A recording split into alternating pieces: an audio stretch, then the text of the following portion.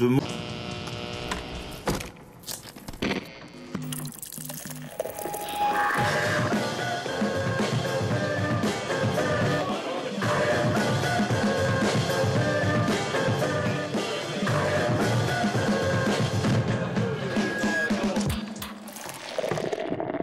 Bonjour et bienvenue dans Happy Hour, un numéro un peu spécial. Je suis toujours entouré de Marc, Alexandre et Jean-Victor, mais cette fois-ci à distance. Salut. Hello. Salut. Hello. On n'est pas vraiment entouré en vrai, mais ouais. Et nous sommes avec Perrine Quesnesson, journaliste spécialisée cinéma, qui elle-même nous appelle de chez elle, puisque nous sommes dans un esprit de confinement. Et nous avons monté le podcast en version un peu plus courte que d'habitude. On vous parlera de 5 sujets aujourd'hui et on va essayer de revenir assez régulièrement, cette fois-ci de casser un peu le rythme mensuel. On vous fait la promesse de revenir d'ici quoi, Marc, 2 semaines ? Ouais, moi j'aurais dit peut-être une dizaine de jours. Ouais, on va essayer de... On va essayer de venir d'ici 10 jours quand on le sent, quand on est prêt. Dans la phase 2 du confinement, quoi. C'est ça.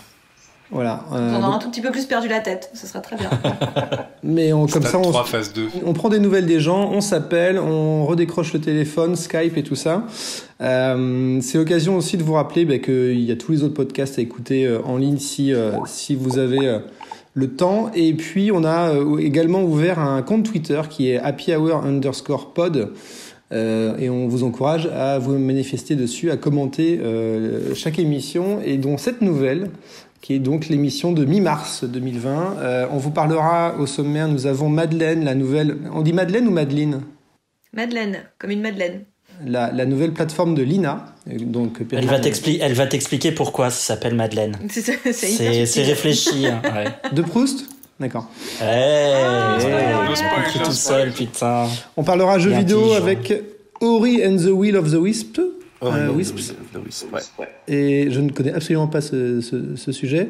Comme tous tes sujets jeux vidéo, Mathieu. Je vous parlerai de Morning Show, la série qui avait été lancée au moment où Apple Plus est arrivé en France et dans le monde, que j'ai eu le plaisir de rattraper dernièrement. On vous parlera d'une nouveauté Canal Plus, c'est ça, 000 ?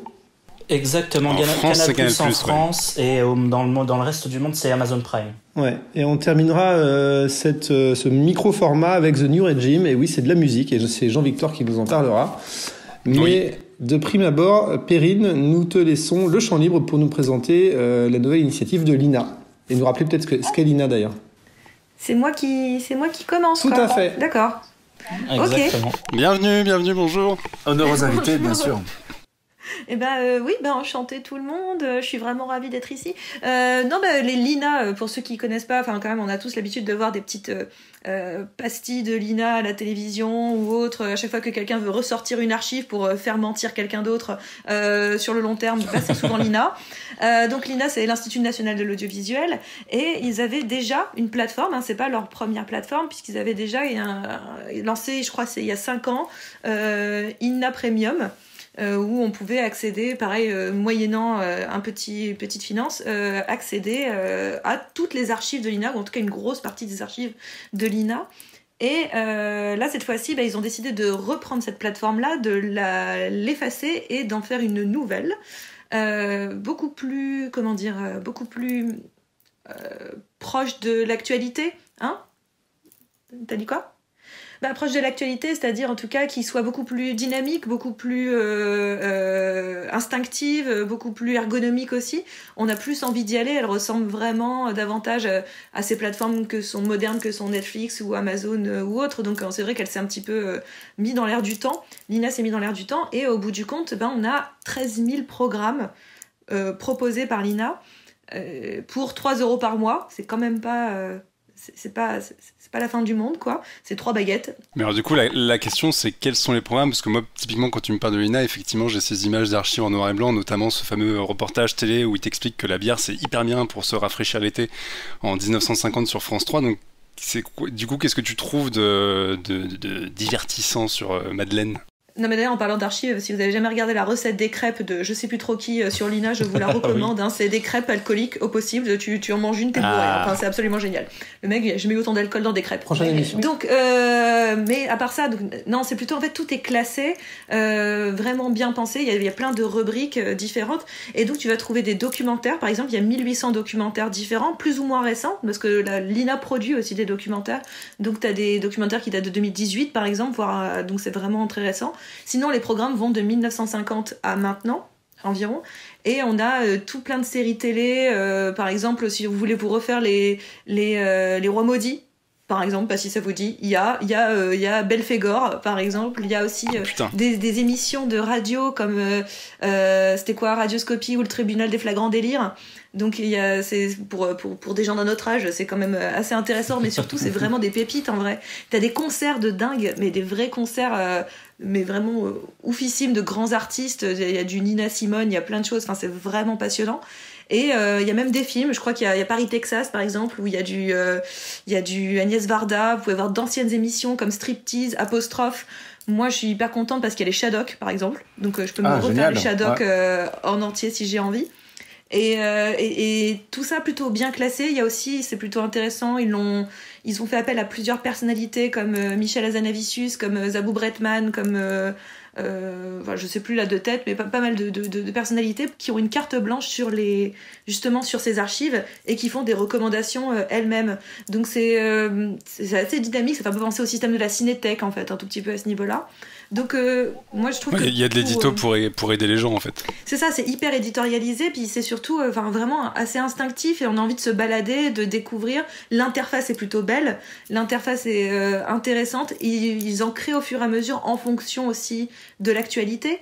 En fonction des nécessités, par exemple là je sais qu'à l'occasion du confinement ils ont créé des programmes vraiment jeunesse tournés vers l'éducation pour les plus grands, pour ceux qui vont passer le bac et ce genre de choses, ou même des programmes pour les plus petits, pour les occuper aussi, ou alors pour les plus petits qui sont d'accord pour regarder des trucs en noir et blanc aussi, mais non c'est vraiment moi je trouve que c'est une très bonne initiative de la part de l'INA de rendre ces archives à la fois attirantes, un petit peu palpitante, et pas juste se dire j'ai l'impression d'ouvrir un vieux grimoire. Non, c'est que toutes ces archives-là retrouvent une forme d'actualité, de contemporanéité qui est la bienvenue, puisqu'on a toujours tendance maintenant à regarder dans le passé pour peut-être mieux comprendre notre actualité. Donc je pense que c'est vraiment assez chouette, et puis surtout je recommande sincèrement les spectacles et les concerts, quoi. C'est un bonheur de regarder des méga concerts qu'on n'aurait pas eu l'occasion de voir autrement. Il y a même des spectacles de la Comédie Française récents. Enfin non, mais c'est vraiment fou.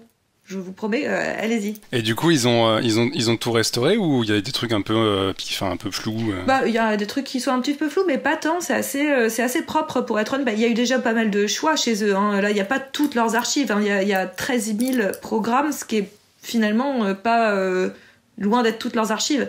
Donc ils vont en rajouter au fur et à mesure, ils vont en enlever d'autres un petit peu, mais c'est actualisé régulièrement. Et voilà, je trouve que c'est plutôt c'est une belle initiative, et puis à un prix très très abordable quand même, quoi. 3 €. Et là il y a 3 mois gratuits pendant le confinement, donc allez-y. C'est un peu l'occasion, ça va. Et ouais, du coup moi je suis passé sur la plateforme. C'est vrai que j'ai trouvé que c'était hyper intuitif. J'ai compris tout de suite en fait où je devais aller, comment ça marchait et tout. Dans les choses, alors j'ai passé une dizaine de minutes dessus sans m'inscrire, mais juste pour voir un petit peu le catalogue. Dans les choses qui m'ont marqué, il y avait effectivement l'intégrale des Shadocks. Donc ça je trouve ça quand même plutôt hyper cool. Il y a effectivement plein d'émissions. Il y a tout Bouillon de culture par exemple.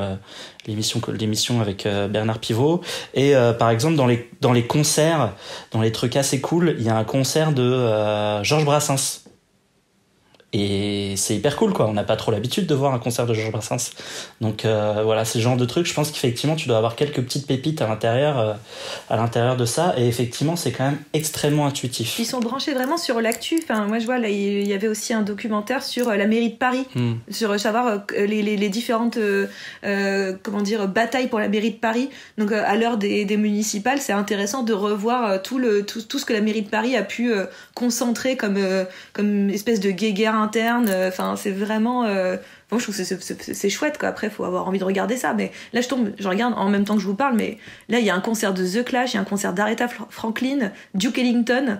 Non mais sérieusement, Barbara. Kraftwerk. What? Tout ça en même temps. Mais tout en même temps, ils sont tous sur scène. Non, c'est fou. Et est-ce qu'il y a une appli qui est disponible sur Xbox, PlayStation, sur d'autres formats, ou pour l'instant c'est que le site? Alors, je vais pas m'engager trop sur cette réponse, mais je dirais que c'est que le site pour le moment. J'ai pas l'impression qu'ils aient créé. Il y a une application Android et iOS quand même. Ah, il y a Android et iOS? Il y a une TV, tu peux le mater sur ta TV avec la fonction cast. Il y a une fonction. Oui, ça, oui, il y a tu peux le projeter sur ta télé, oui, ça avec le cast. Avec le Chromecast, ouais. Ok. Mais donc il y a quand même moyen de profiter de ça dans des conditions télévisuelles, quoi, pas juste devant un écran d'ordinateur. Ah ouais, complètement. Bah, moi, je le projette sur ma télé, par exemple. Donc c'est comme ça que je le regarde. Toi, t'as regardé quoi, par exemple, déjà? Moi, pour l'instant, j'avoue que j'ai regardé les Shadok. parce que j'ai une grosse passion Shadok. Donc, et non, j'allais me lancer dans un documentaire. Enfin, moi, je trouve qu'il y avait vraiment des trucs assez cool là-dessus. Après, voilà, moi, j'aime bien ça, mais si on est plus sur les anciennes émissions ou... Enfin, là, regardez, devant moi, j'ai un documentaire sur le PSG, ce club qui a failli ne jamais exister. T'imagines le drama pour tous les Parisiens? Et ça, on aime. C'est génial. C'est génial. Non, il y a des trucs trop bien. Il y a des documentaires sur Jerry Lewis, sur je sais pas ce que j'ai là sous les yeux encore. Non, ça fait Salvador Dali, Marguerite Duras. Non, c'est vraiment cool, quoi. Donc, je pense que c'est vraiment le moment. On a un petit peu de temps devant nous. En plus de replonger sur ces archives personnelles, tous ces articles qu'on a mis de côté, qu'on n'a jamais lus, ces bouquins qu'on a dit qu'on lirait, mais qu'on lira jamais, soyons honnêtes. Et maintenant, on le sait.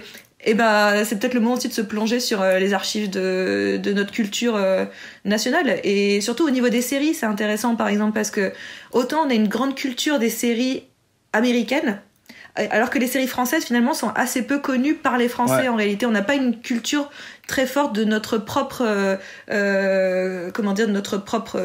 patrimoine sériel. Et là, c'est l'occasion, en tout cas, d'y rejeter un œil. Et il y a des très belles choses et des très bonnes choses. Donc, je pense que c'est culturellement, en plus d'être curieux, vraiment intéressant.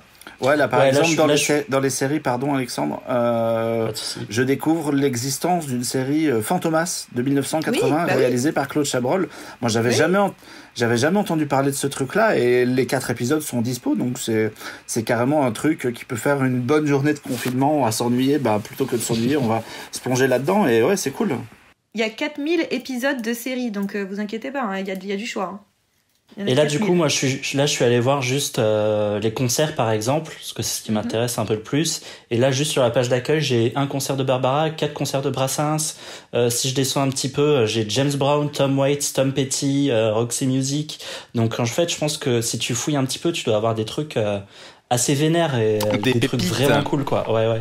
Des petits inconnus qui débutent, quoi, c'est ça qui est bien, donc voilà, c'est vraiment intéressant. Non mais là je vois, il y a Thierry Lafronde, mais moi je vais foutre mes parents devant, ils vont être comme des gueulins, les gars ils vont avoir 12 ans, quoi.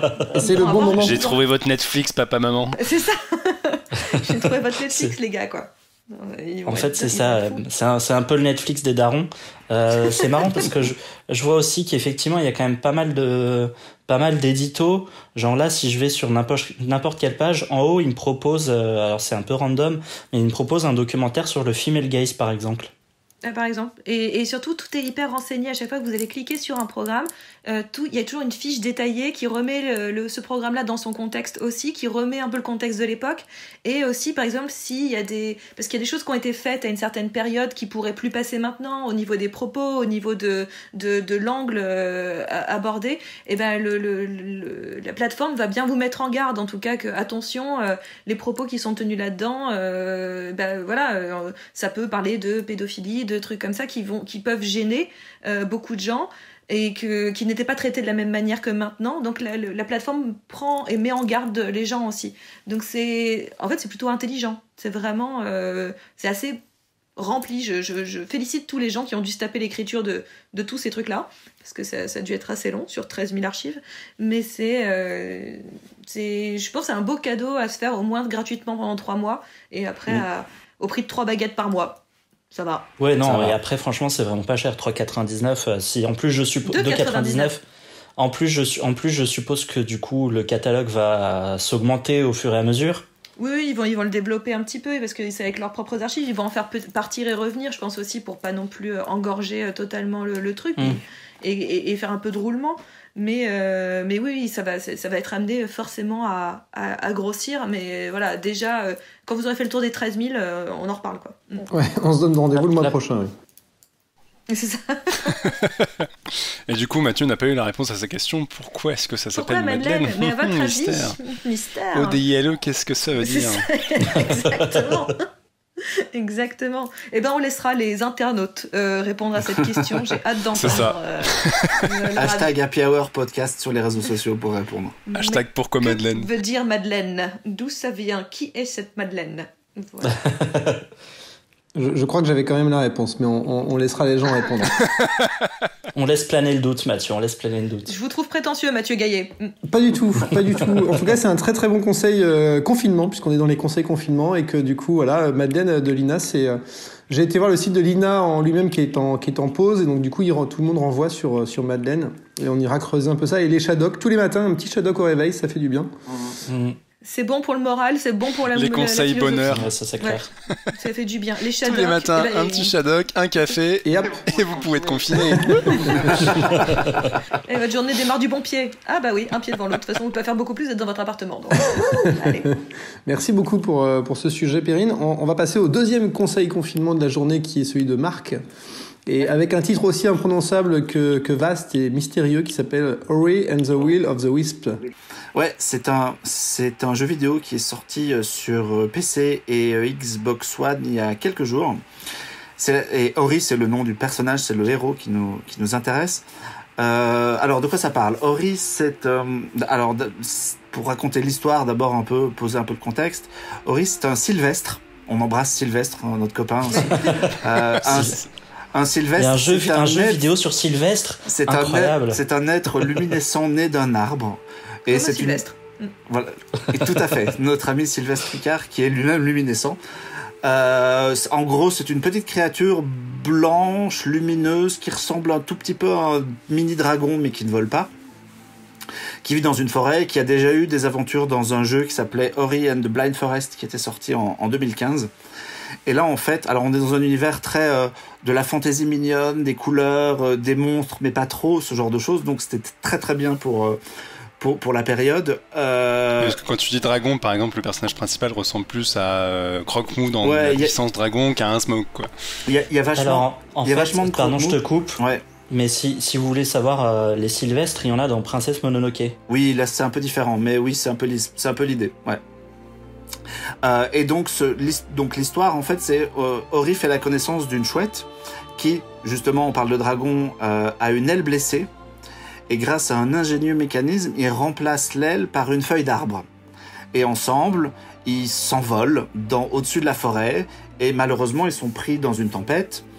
À cause des bourrasques de vent, l'aile mécanique se détache. Et Ori et son compagnon se retrouvent séparés. Et évidemment, le jeu, c'est que le petit héros mignon, lumineux, retrouve son copain qui est à l'autre bout de la forêt. Et du coup, on va se mettre à traverser une forêt, le tout... Alors en fait, c'est un jeu de plateforme, j'ai oublié de préciser ça. C'est un jeu de plateforme pour les non-initiés comme Mathieu. Prenez Mario, les premiers Mario, tu vois, on saute sur des plateformes, on avance jusqu'à un goal, de gauche à droite. De gauche à droite. C'est quoi Mario? Ici, c'est un petit peu l'idée. ça va être compliqué. Qui est con. C'est un petit peu l'idée. Et on traverse de grands niveaux, on récupère des pouvoirs au fur et à mesure.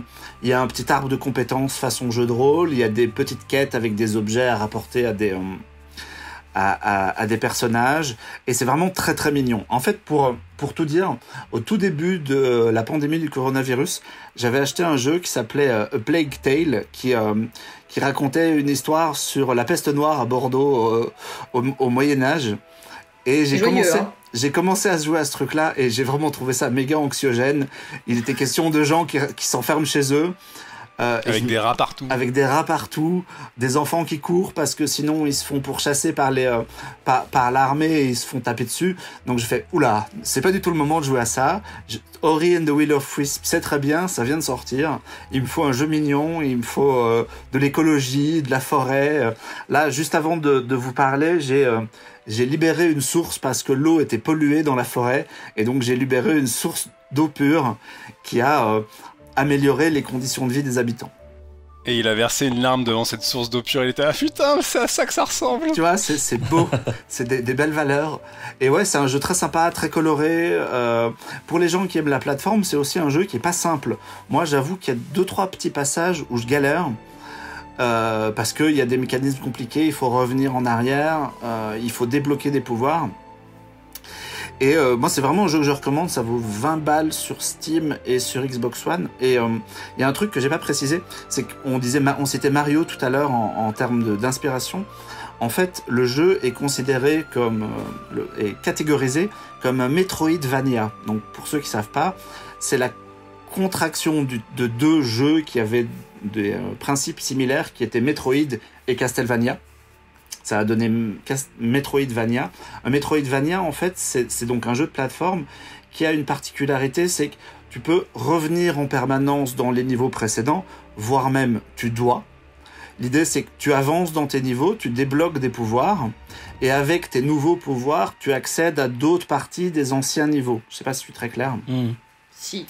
Et donc, du coup, tu peux visiter une espèce de carte gigantesque, alors que dans Mario, par exemple, tu es limité par des niveaux qui ont chacun un début et une fin. Là, tu te balades dans une carte gigantesque où tu passes ton temps à revenir.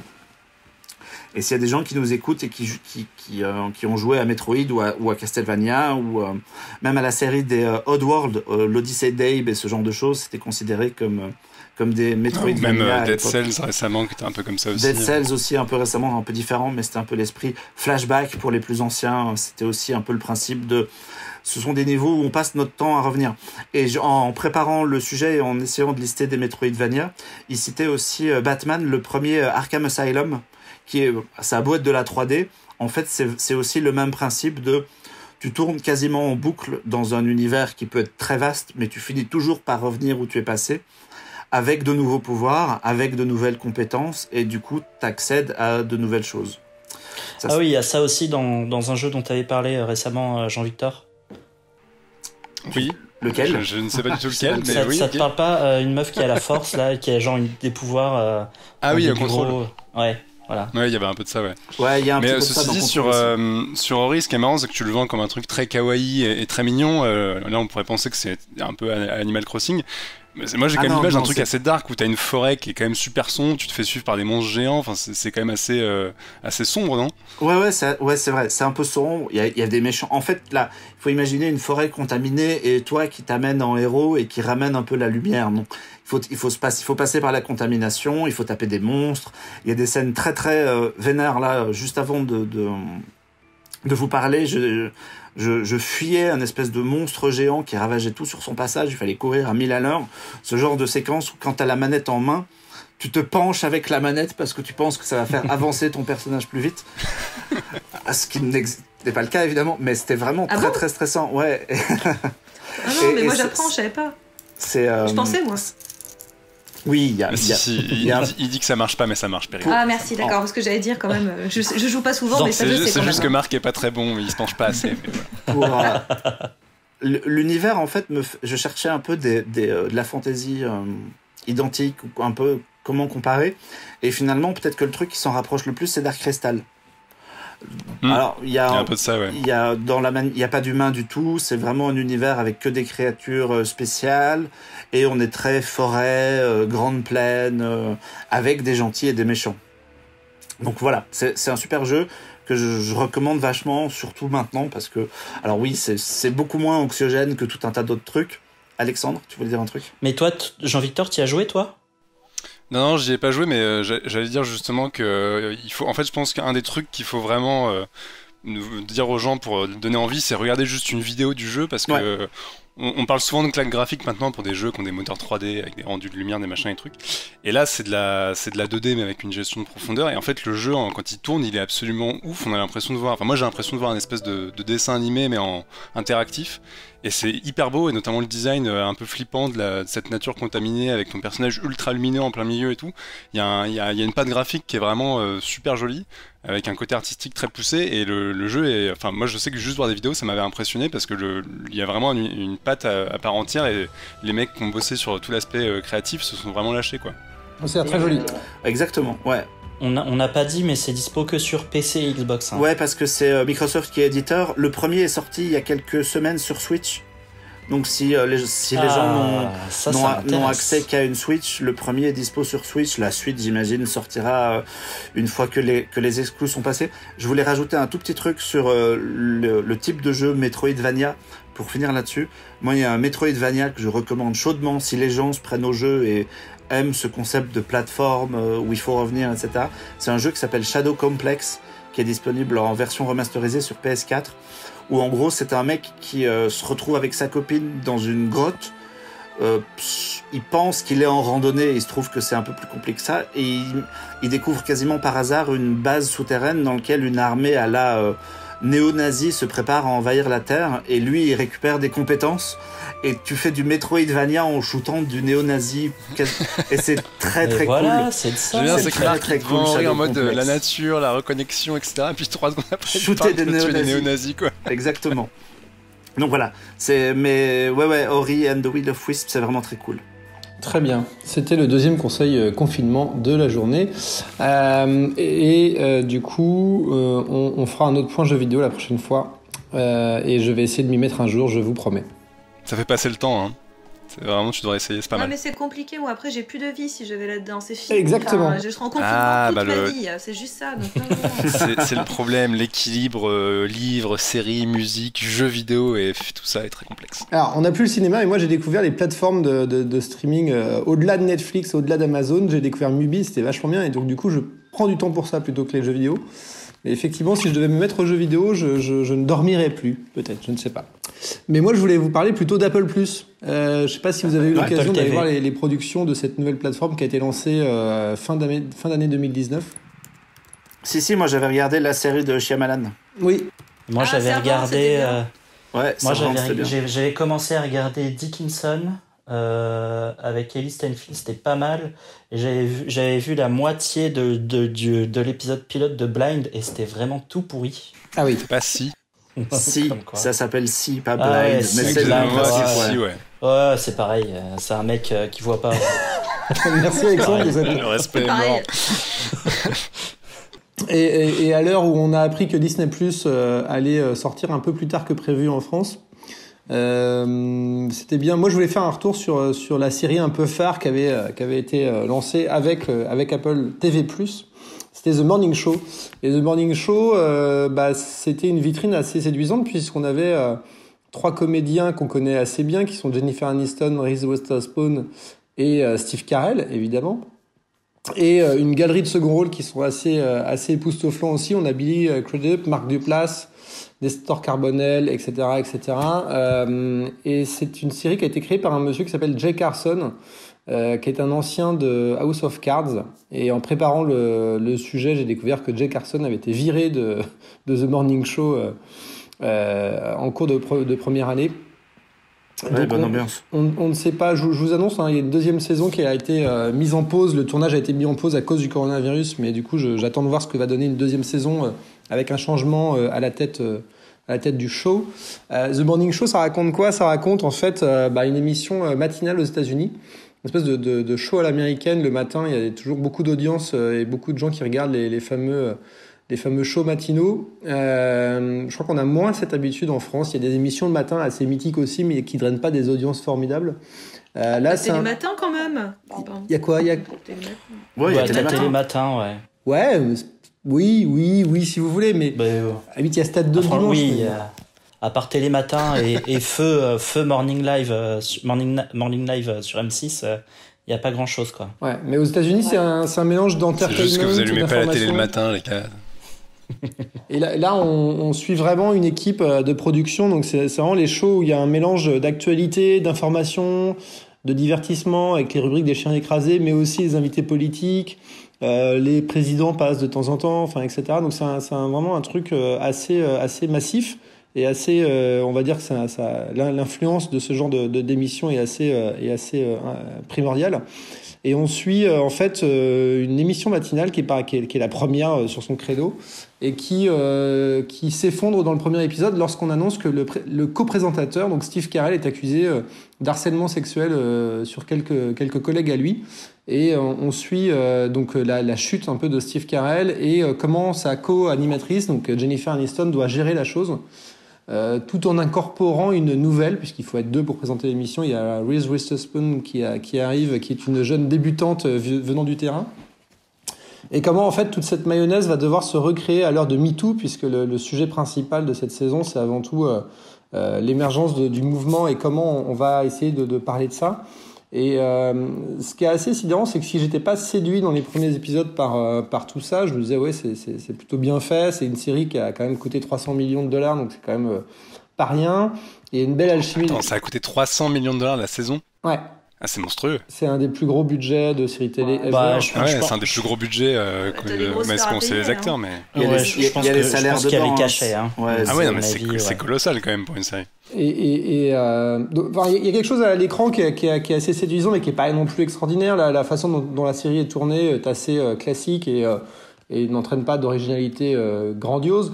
Mais c'est vraiment le sujet de fond qui est passionnant, parce qu'on suit d'un côté... toute une équipe qui est chamboulée par les révélations, qui évidemment certains personnages, après on rentre un peu dans un registre un peu de thriller où certains personnages connaissaient un peu la personnalité réelle du présentateur et tous ses agissements, toute son attitude néfaste qui a fait que certains personnages d'ailleurs sont complètement en traumatisme de ça. Donc on voit un peu tout ce monde-là s'effriter, s'étioler, s'effondrer, et ça fait évidemment écho à l'actualité récente en France. Et puis on va suivre de près, et ça c'est beaucoup plus original, vraiment Steve Carell, qui est donc du coup le personnage mauvais par essence. Et on va surtout essayer d'explorer comment un personnage finalement assez publiquement reconnu comme quelqu'un de bon, de sympathique, c'est un peu le meilleur ami ou le papa de tout le monde, va devenir, et se révèle être en fait quelqu'un de négatif. Il y a beaucoup de scènes clés à partir de la mi-saison, et c'est un peu ça le souci de la série pour moi, c'est ça démarre vraiment assez tard sur la dizaine d'épisodes. Il y a vraiment un gros démarrage en 4 épisodes où on installe vraiment les choses. Et c'est à partir du 5e et 6e, et surtout 6e, qu'on comprend l'importance thématique de la série.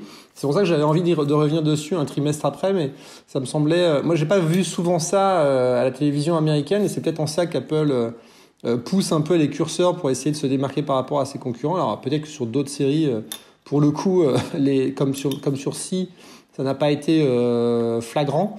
En tout cas, sur The Morning Show, le véhicule est assez bien staffé avec des comédiens de premier plan. Et en plus, thématiquement, derrière, ça envoie un peu du lourd. Et ce sera intéressant de voir ce que va donner la série en deuxième année, quoi.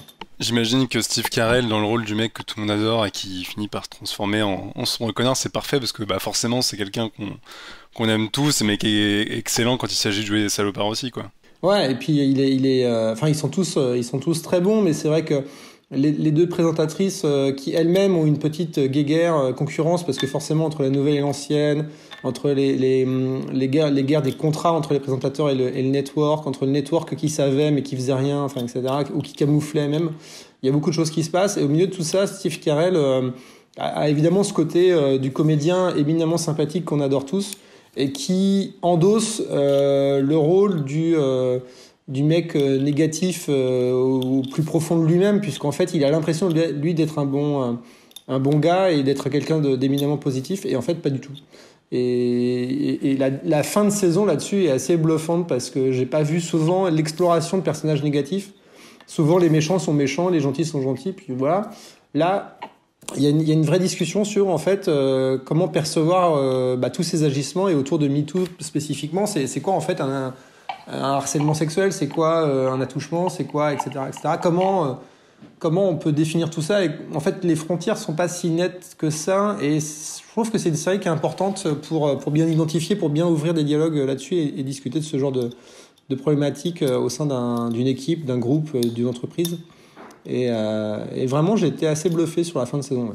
Non, mais en théorie, je suis d'accord avec toi sur les sujets. Enfin, moi, j'ai pas regardé, j'ai pas dépassé le premier épisode pour l'instant de Morning Show. Mais c'est vrai que j'ai toujours un peu du mal avec ces paquebots ces paquebots de séries qui sont comme tu l'as dit, des appels au chaland parce qu'il fallait attirer les gens vers Apple+, et on voit bien qu'Apple+, ça a été un peu un pétard mouillé parce que finalement personne regarde vraiment Apple+. Là il y a Amazing Stories qui vient de sortir, le produit par Spielberg, tout le monde s'en branle, hein. Donc c'est quand même magique. Mais j'ai toujours un peu de mal avec ces paquebots là parce que même si je pense, et ce que tu dis me donne envie de peut-être persévérer sur la série, sur le sujet, j'ai toujours un peu de mal avec plein de stars comme ça mises dans le truc pour faire joli. Au bout d'un moment, je sais pas comment dire, mais j'arrive pas à m'impliquer. Moi, une série, ça demande quand même une forme d'implication. Je suis obligée de suivre des personnages pendant plusieurs épisodes. Donc si là, j'ai juste l'impression d'un casting all-star pour justifier l'abonnement de quelqu'un, j'ai toujours un peu de mal, quoi. J'ai eu le même problème avec Big Little Lies, par exemple. Ce type de série-là. Ouais, les séries avec un gros cast comme ça. Des casts souvent très cinématographiques, en fait. Même si là, il y a quand même pas mal de stars de séries d'origine. J'ai pas d'appétence vraiment pour ça. J'ai juste l'impression d'un truc de poudre aux yeux, de paillettes qui m'intéresse moins finalement que des séries où il y aurait peut-être une personnalité et puis tout un casting moins identifié ou moins identifiable. Là, c'est juste que d'un seul coup, je vois Reese Witherspoon, je vois Jennifer Aniston, je vois Steve Carell et j'ai du mal à passer outre. Et c'est un peu mais ça, c'est un avis complètement personnel, mais c'est ce qui me gêne sur ce type de série. Type Morning Show. Ouais, puis en plus, Jennifer Aniston, on l'avait pas vu depuis un moment dans une grosse série. Ça a été labellisé là, le grand retour de Jennifer Aniston, etc. Et c'est vrai que moi, j'ai pas vu la série, mais j'ai eu beaucoup de retours, même en observant un peu sur le net. C'est vrai que la plupart des gens qui ont aimé la série trouvent que ça met un temps fou à démarrer, quoi. Ouais. Après, je suis assez d'accord avec vous. Moi aussi, au début, le casting, je le trouvais un peu trop tape à l'œil mais ce qui est marrant, c'est que ça s'explique aussi par le fait que dans la série, l'émission qu'ils animent dure depuis 15 ans. Donc il y a aussi un sous-texte assez intéressant de voir Carell et Aniston qui ont tous les deux des grandes carrières de télévision derrière eux et qui maintenant, Carell est plutôt au cinéma et même s'il produit beaucoup de séries. Et puis effectivement, c'est le grand retour de Jennifer Aniston. Il y a un sous-texte assez rigolo de les voir en vieux routard de la télévision. Et vraiment ça s'efface au bout d'un moment et c'est vrai que ça démarre un peu lentement mais on passe outre mais je suis vraiment curieux de voir où ça va mener en deuxième année parce que la série a l'intelligence aussi de bouleverser un peu tout ça. C'est une série un peu moderne dans le sens où on sait pas d'un épisode à un autre qui sera encore là ou pas. Et vraiment la galerie de second rôle de Marc Duplass, j'ai retrouvé Nestor Carbonell dont je me rappelais avait été un des grands méchants de Lost par exemple et qui là joue un présentateur météo assez rigolo. Donc la série est assez solide au-delà de son casting tape à l'œil en fait.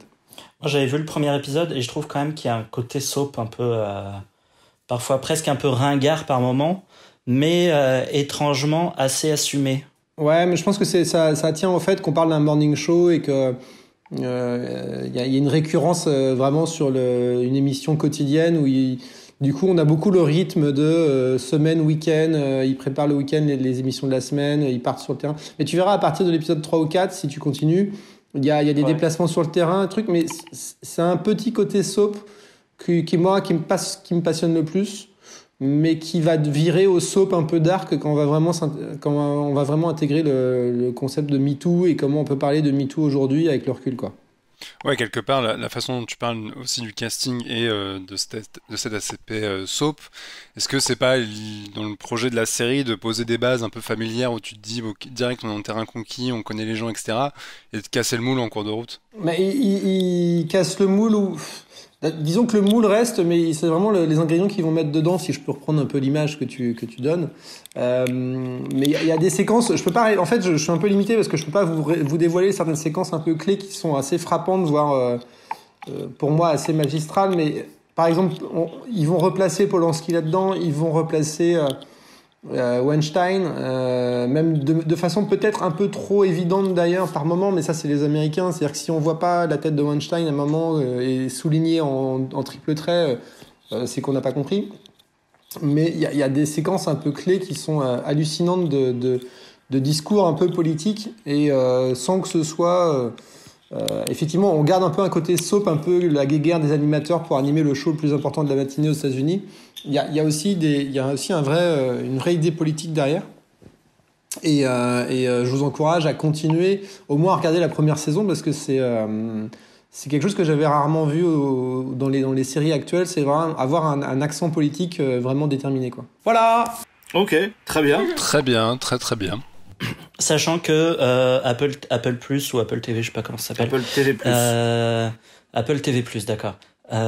Si vous avez un produit Apple, vous avez 1 an offert. Ouais, si vous avez acheté un iPhone, genre la dernière génération ou quelque chose comme ça, il vous ou un Mac ou un iPad, ouais, il file 1 an gratos. Est-ce que ça marche si t'achètes des écouteurs?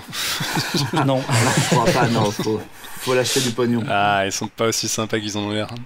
Voilà, c'était un peu le conseil Apple nouvelle version streaming. New Gen. On va passer maintenant à une série d'une chaîne historique en France, 000. Exactement. C'est la chaîne 000. Tu connais pas? C'est historique. C'est une chaîne cachée. C'est la Dark TV. Quand tu fais 00 sur ta télécommande, t'as accès à une chaîne. C'est tellement bien. Mais non, c'est une série Canal+, mais on en discutait en off. C'est donc une série au niveau international qui est une série Amazon. Alors oui, en fait. C'est pas juste Canal+, ouais. Alors en fait, c'est une coprod Amazon Prime et Canal+. Donc c'est. Il y a aussi Sky, qui est une chaîne anglaise. Ouais. Donc évidemment, Netflix avait Narcos, donc forcément maintenant Amazon Prime, parce que moi dès que je lance l'épisode, il écrit Amazon Prime en gros, et Canal+ ont 000. Donc en fait, la série raconte le trafic de cocaïne d'un point de vue mondial, qui va suivre en fait trois acteurs du trafic différents. On va avoir d'un côté les acheteurs, qui est une vieille famille de mafieux italiens supervisés par un vieux papy un peu croulant qui s'appelle Don Mignou, qui est respecté par tout son village et qui évidemment a un petit-fils, et le petit-fils essaye de le doubler, de reprendre un peu ses affaires. On a les vendeurs de cocaïne, donc qui sont la famille Lera et qui sont surtout aidés par Manuel et son équipe de soldats corrompus et ses sicarios mexicains. Et on a en plus de ça les transporteurs. Les intermédiaires. Ouais, donc une famille américaine. Non, je suis très déçu. C'est une famille américaine, les Linwood, qui, on va dire, une famille plutôt normale entre guillemets comparée aux deux autres familles, même si ils font quand même dans le trafic de drogue assez vénère. C'est adapté d'un livre de Roberto Saviano, qui avait déjà écrit le livre Gomorrah. J'ai jamais lu ni vu le film, donc je pourrais pas vous dire. Et c'est showrunné par Stefano Sollima, c'est le réalisateur de Akab, de Subura et de Sicario 2. Et de la série Gomorrah, parce qu'il y a une série aussi. Ouais. Donc ça se ressent pas mal, surtout sur Sicario 2. Au casting, on a Dandy Han, qu'on n'avait pas vu depuis un moment quand même. Gabriel Byrne et Andrea Riseborough pour les plus connus. Alors évidemment, il y a tout un tas d'acteurs mexicains, italiens qui sont visiblement assez connus dans leur pays. C'est 8 pardon. Et Checky Cario. Exactement. Oui, c'est vrai qu'il y a Checky Cario qui a un petit rôle, ouais. C'est 8 épisodes d'1 heure et franchement, moi j'ai avalé ça en moins d'une semaine. C'est une réalisation au cordeau. J'étais hyper tendu sur mon fauteuil. C'est assez impressionnant de voir comment c'est mis en scène, parce qu'on a évidemment c'est une seule et même timeline, donc à savoir comment est-ce que je vous ai pas résumé l'histoire, pardon. En gros, c'est Don Mignou, les Italiens qui décident d'acheter 5 tonnes de cocaïne aux Mexicains. Et donc c'est les Américains qui doivent amener le bateau de cocaïne du Mexique jusqu'en Italie. Et en fait, le bateau va avoir un accident, sans trop vous spoiler, et évidemment, il va y avoir du retard dans la cargaison, et ce retard va entraîner tout un tas de complications des trois côtés, aussi bien pour ceux qui donnent l'argent que pour ceux qui vont le recevoir, que pour évidemment les transporteurs. Ouais, puis tu l'as dit, tout part aussi de l'idée que en fait la nouvelle génération, qui est incarnée notamment par le petit-fils italien, essaie de prendre les rênes et de doubler les vieux, quoi. C'est à partir du moment où il y a vraiment une personne qui fout la merde, ça fout la merde partout en fait. Donc c'est l'effet papillon, quoi. C'est génial. Et donc on suit, en fait, l'épisode est construit en en deux ou trois parties. On va avoir vraiment une partie différente par chaque géographie, et c'est un espèce de récit choral parce que évidemment, si on va suivre par exemple les deux personnages aux États-Unis, il y en a un qui va partir à gauche et l'autre qui va partir à droite, et la première moitié de l'épisode ça va en suivre un, et la deuxième moitié ça va suivre l'autre, puis ça va finir par se recouper à la fin. Et alors évidemment, ça tient pas le spectateur par la main. Ça reste une série qui est quand même assez complexe entre guillemets à suivre, c'est-à-dire qu'il faut pas plier son linge devant, faut être ça sent vraiment j'ai commencé à faire autre chose devant, et je me suis dit ah ouais non, en fait je vais rien comprendre, donc il faut vraiment que je me mette à fond dedans, et c'est hyper prenant, et au final en fait on a l'impression de voir un film de 8 heures de bout en bout, qui est pour moi absolument brillant et qui rappelle à la fois Sicario et à la fois les bonnes saisons de Homeland par moment. Ouais, ce qui est ouf en fait, c'est que ça mélange aussi plein de genres. Ça fait penser à Sicario, à Homeland, mais la partie italienne, c'est quand même de la mafia, et on n'est pas très loin d'un truc à la Le Parrain. Il y a toute une partie avec les transporteurs qui est pas loin dans Le Salaire de la peur, avec des camions qui doivent transporter une cargaison. Ça mélange plein de genres avec la construction que tu disais, Alexandre, où c'est souvent dans l'autre sens en fait. Il y a souvent un élément et on nous montre comment tous les personnages arrivent à ce moment de l'intrigue. Et c'est vraiment super. Il y a des moments où c'est vénère aussi. Il y a de l'action. Franchement, l'épisode 5 avec l'attaque du drone, moi j'étais pas bien. C'est assez gore aussi. Il y a quand même pas mal de sang. Moi je regardais ça du coup à la maison avec le son à fond, et il y a ma copine qui était en train de jouer à Mario Kart à côté, et qui entend les bruits et les cris. Elle fait mais ça a l'air horrible ce que tu regardes. Ça m'a fait plutôt rire. Et oui, effectivement, c'est des trucs assez vénères, assez gore par moment. Même parfois, t'as des moments où tu regardes pas trop l'écran, quoi. Mais non, mais c'est trop bien. C'est trop bien. Trop bien. Le bouquin de base est génial, puisque c'est l'extraordinaire enquête de. Ouais, moi je l'ai lu extra pur. Je suis une fan hardcore de Roberto Saviano. Puis dès qu'il s'agit de narcotrafic, moi je suis à fond. Je trouve ça génial. Donc non, c'est vraiment passionnant. Et juste pour la petite info, pourquoi ça s'appelle 000, c'est que 000 en Italie, c'est la farine la plus pure, la plus blanche. Donc le rapport avec la cocaïne, évidemment. Donc c'est le numéro de la farine la plus blanche et la plus pure.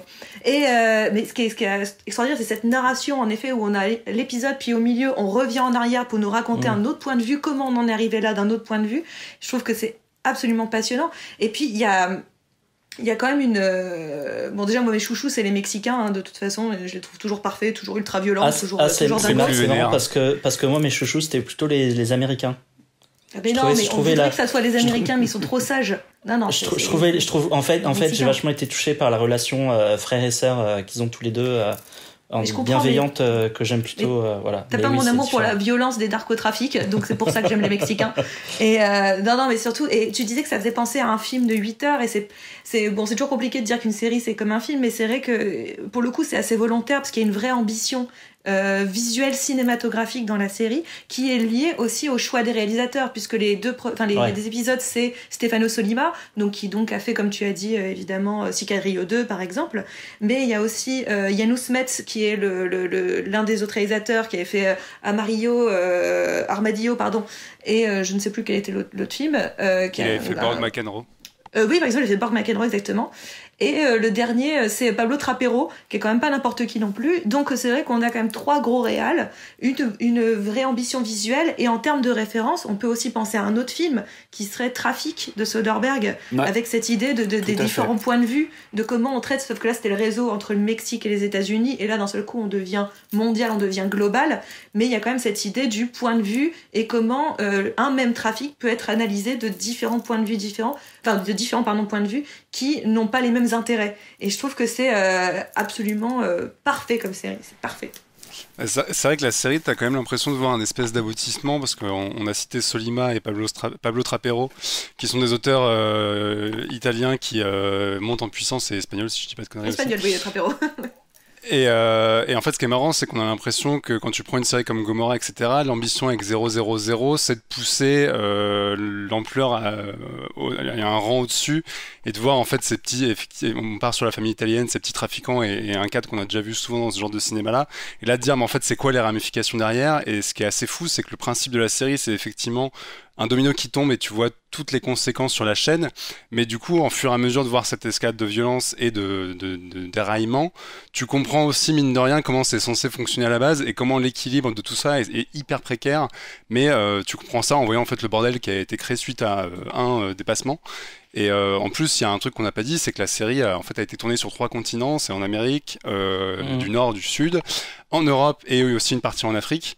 Et en fait, ils ont tout tourné sur place, ils ont vraiment tournage locaux, etc., un peu comme avait fait Sense8, mais sauf que là, ils ont aussi respecté les langages, c'est-à-dire que ça parle français, ça parle italien, ça parle arabe, enfin, ça parle plein de trucs.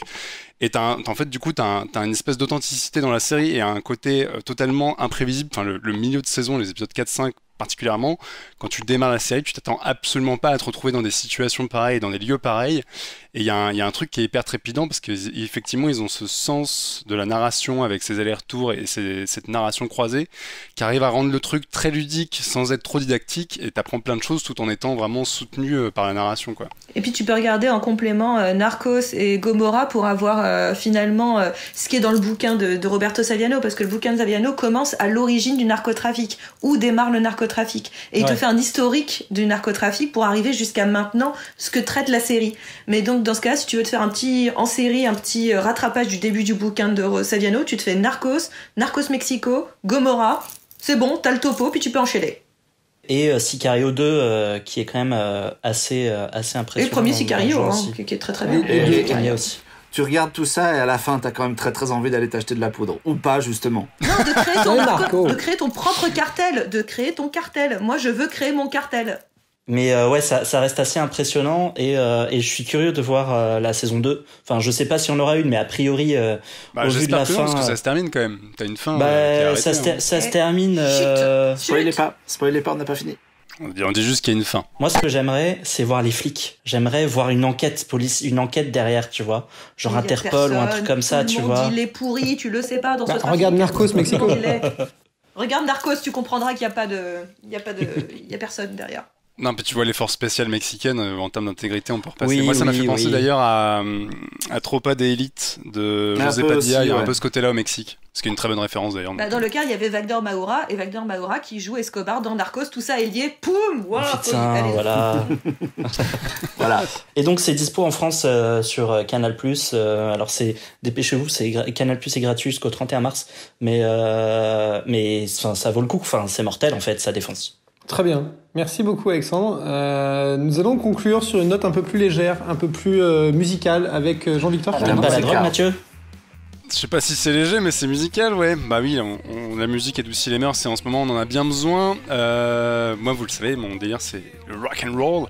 Et j'aime bien écouter des gens qui sont un peu touche à tout, et ça tombe bien parce que The New Regime, alors je sais jamais si on dit Regime ou Regime en anglais. Bref, Régime, voilà, The New Regime. C'est le groupe d'un mec qui a aujourd'hui 31 ans, mais son groupe existe depuis 10 ans et c'est un peu sa vitrine. Parce que ce mec s'appelle Ilan Rubin et à la base on le connaît parce qu'en 2006, de 2006 à 2009, il a été le batteur des Lost Prophets et après il a rejoint un petit groupe qui s'appelle Nine Inch Nails en tant que batteur, mais il ne s'est pas arrêté là puisqu'il a aussi bossé pour Angels and Airwaves ou Paramore. Donc en fait, à force de bosser à droite à gauche et pour tout le monde, il s'est dit je vais quand même faire un peu mon truc en solo. Ce projet s'appelle The New Regime, ça existe depuis 2008 et monsieur est donc batteur d'origine, mais en fait c'est un touche-à-tout et un multi-instrumentaliste puisqu'il joue du clavier, de la basse, de la guitare, il chante, il fait de la batterie, enfin bref, il fait tout. Et donc le principe de The New Regime, c'est que quand il enregistre en studio, il enregistre et il fait absolument tout, il produit lui-même ses albums. Donc là, le nouveau s'appelle Heart, Mind, Body and Soul, c'est son 4e album. Et il a, en plus, comme il est un peu malin et qu'il a un peu bossé avec Trent Reznor de Nine Inch Nails, il s'est inspiré un peu de lui, parce qu'en fait l'album, techniquement, est en sortie depuis 6 mois. C'est-à-dire qu'il a éclaté l'album en 4 parties. L'album s'appelle Heart, Mind, Body and Soul, je vous laisse deviner le nom des 4 parties. La première est donc sortie au début septembre et donc en fait à chaque fois il proposait 4 chansons jusqu'à l'arrivée de Soul qui permettait d'avoir l'album complet. Et ce qui est assez marrant, c'est que du coup, en fait, les 4 parties avaient une tracklist qui était imposée, et du coup, quand l'album sort, en fait, la tracklist est complètement chamboulée, c'est plus du tout le même ordre des chansons. Et moi, j'avais commencé à essayer d'écouter les 4 parties, enfin les 3 premières parties à la suite, et je me disais, ok, ça s'enchaîne pas très bien, c'est bizarre, et en fait, maintenant que l'album est complet et vraiment trouve son unité, ça s'enchaîne beaucoup mieux. C'est du rock, du coup, du rock un peu électro et un peu pop. Avec une prod hyper soignée, et ce qui est assez marrant, c'est que on rattache souvent ce que fait The New Regime à Muse. Personnellement, j'ai beaucoup de mal avec Muse, et en même temps, je trouve que la ref est pas conne du tout, parce qu'il y a un peu ce côté grandiloquent, avec aussi un chanteur qui veut s'envoler, enfin partir dans des envolées lyriques assez fortes. Sauf que je trouve que déjà, Ilan Robin chante quand même nettement mieux que le gobelin de Muse, mais à part taper à côté, il a un sens en fait. Il a un sens musical en fait qui est très fort, parce que c'est un musicien hyper pointilleux, hyper précis, notamment à la batterie. Moi je trouve qu'il y a des partitions de batterie qui sont super inventives, et où il arrive à, en fait, sur des rythmiques de rock assez basiques, à toujours à ponctuer le truc avec des tomes en plus, etc., qui rendent le truc un peu original. Et en fait c'est un mec qui a le sens du rock très catchy, avec toujours des riffs qui restent en tête et des mélodies qui sont assez entraînantes. Après on peut dire que sur le thème des paroles, bon, c'est un peu le bagage habituel dans ce genre de musique, donc ça parle d'amour, de solitude, l'idée de dépasser un peu sa condition, etc. C'est pas non plus hyper original, mais en fait ça marche bien, parce que derrière, musicalement, le mec assure et arrive toujours à proposer des trucs qui sont très percutants, et notamment il y a 2-3 chansons, notamment la chanson éponyme, qui vraiment ont des gros riffs qui tapent, et on me donne envie juste de taper du pied et de hang-banger de la tête. Donc c'est assez cool, et en plus, hasard du calendrier ou pas, il y a plein de chansons en fait qui sont un peu en rapport avec ce qui se passe en ce moment, parce qu'il y a une chanson notamment qui s'appelle Surreal Disaster, ou une autre qui s'appelle Destructive Patterns, et il y en a même une qu'on mettra à la fin qui s'appelle It's Gonna Be Okay, et quand il raconte la chanson à la fin, il dit It's Gonna Be Okay in the end. Donc en fait, Ilan Robin est là pour vous dire que le monde est un peu compliqué, mais qu'à la fin, tout ira bien. Et je pense qu'en ce moment, les gens en ont un petit peu besoin, surtout si c'est un peu rock et que ça permet quand même de bouger son corps. Moi j'avais écouté j'ai pas mal écouté l'album en fait, parce que bon, en général j'avoue que toi quand tu proposes de la musique, je suis pas toujours en accord, enfin c'est pas forcément mon truc, et là j'avoue que j'ai kiffé. C'est typiquement un truc que je vais écouter assez régulièrement, et je rejoins beaucoup ce que tu dis, enfin je te l'ai dit en off, mais moi ça m'a tout de suite fait penser à du Muse. Alors effectivement, moi je supporte pas la voix de Matthew Bellamy, mais je trouve qu'ils ont une super instru. Perrine, t'as envie de dire quelque chose sur Muse? Mais non, mais je suis pas une fan hardcore de Muse, mais je vous trouve tellement dur avec ce pauvre Matthew Bellamy, c'est chaud quoi. Le pauvre. Et là du coup j'ai un vrai kiff en écoutant, et ça me fait surtout aussi penser énormément à Tudor Cinema Club. On est dans le même style, dans les envolées lyriques, en un petit peu plus vénère, ouais, avec des riffs de guitare un peu similaires. En fait, moi quand j'ai écouté l'album, alors du coup c'est lui qui enregistre tout seul en entier. Ouais, après il a un groupe sur scène où ils sont 3, mais en fait en studio c'est lui qui fait absolument tout. Ouais, tout. donc le mec est vraiment vénère. Ça m'a fait penser à un espèce de mix entre Muse, Tudor Cinema Club et un petit peu de U2 aussi par moment, dans les débuts de U2 par moment. Et c'est un vrai kiff, franchement. Je tapais du pied, je tapais sur la table, je handbangais et tout, c'était vraiment cool quoi. Sa copine le regardait en disant qu'est-ce qu'il fait. C'était un peu ça, elle me fait tu peux arrêter de taper sur la table s'il te plaît. Là, puis dans les influences, l'une des plus évidentes c'est Nine Inch Nails, parce que forcément en ayant passé des mois en tournée avec Reznor, il y a quand même ce côté vachement électro sur les bords dans la production qui est très présent, et on sait que Trent Reznor c'est aussi un mec qui aime bien faire un peu tout en studio, donc je pense qu'il a l'élève est tombé pas très loin du maître, mais effectivement on peut mettre ça entre Muse, Nine Inch Nails et un peu le côté pop plus facile et plus accrocheur à la U2 ou Tudor Cinema Club. Après il a pas inventé l'eau chaude non plus, mais non, il a pas du tout inventé l'eau chaude. Il fait ça très très bien quoi. Très bien. Ok, c'est cool. Écoutez, ça sera le conseil musical de cette semaine. Je vais écouter. Voilà. Donc cette semaine, pour résumer, voilà. À moins que vous ayez quelque chose à rajouter. Non, voilà. Du coup, le monsieur passe en première partie en ce moment des Silver Sound Pickups aux US, mais il a pas de date en Europe. Et vu ce qui se passe en ce moment, il est pas prêt de passer, le pauvre. Mais qu'est-ce qui se passe? Mais je sais pas. Faut pas sortir de chez soi apparemment. Mais l'album du coup est entièrement disponible maintenant, les 4 parties sont sorties, et il y en a 3 autres avant qui sont tout aussi bien, donc faites un tour sur YouTube, Spotify ou n'importe quoi, et vous pourrez tomber là-dessus. Très bien, merci beaucoup Jean-Victor. On va se quitter en musique et pour vous rappeler un peu le sommaire et remercier Perrine de nous avoir accompagnés. Merci Perrine. Merci à vous. Merci. On a parlé de la plateforme Madeleine de Lina qui est accessible de chez vous. On a parlé de Ori and the Will of the Wisp. On a parlé de The Morning Show qui est disponible sur Apple TV+. On a parlé de 000 qui est disponible sur Canal+. Et de The New Regime. Et tout ça, c'est à voir, écouter de chez vous. Faites attention, respectez les gestes qu'on vous recommande. Et on vous donne, nous, rendez-vous très bientôt. On vous attend sur les réseaux sociaux. Et oui, allez vous abonner à notre compte Twitter. Voilà, compte Twitter, réagissez avec Facebook. Le compte Twitter, n'hésitez pas à nous dire ce que vous avez envie de nous dire d'ailleurs. Et laissez des petites notes sur les plateformes de podcast. Et je remercie Jean-Victor, Alexandre et Marc. Et on vous donne rendez-vous très bientôt et on vous fait un bisou. Voilà.